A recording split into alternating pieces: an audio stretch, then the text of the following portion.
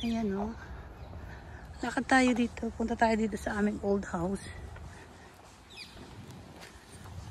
Ayan. Laglagan yung mga damo. Kasi palalagyan ng asawa ko ng solar panel yung aming isang bahay.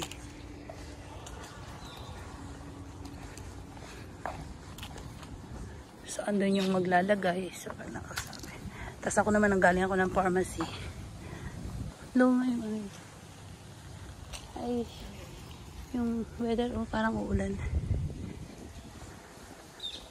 Amiss ko maglakad dito. Ang tagal kong hindi naglakad dito. Parang, oh my God, kailan ba akong nilakad ko dito? Parang 2020? Ang kapanahon lang doon, parang kami nag-i-stay sa small house namin.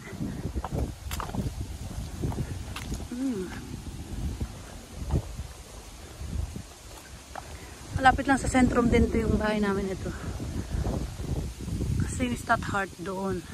Tapos nandun yung Fountain Lake. Ayan. Tapos sa may unang patin yung aming isang bahay.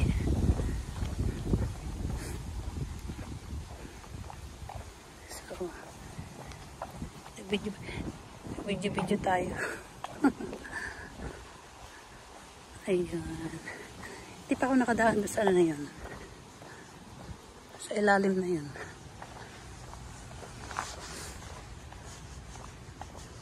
Tabi pala yun. Ano siya Ano yung weather? Saka malamig na din. Okay. Dadaan tayo dito sa may St. Punit Pad. Makakasalubong tayo. So, ibaba natin yung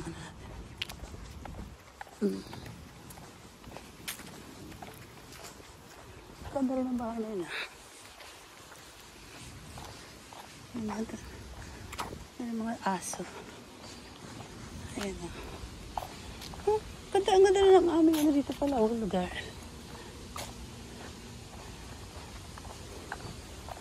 Parang excited akong bumalik dito. Ang ganda rin yung mga bahay dito.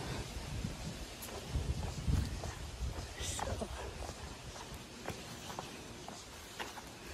nasa unahan pa yung bahay namin. So, may nakatira pa doon. May nangungupahan. Hi, baby. Ang mga baby, pagigising lang. So, yun lang muna.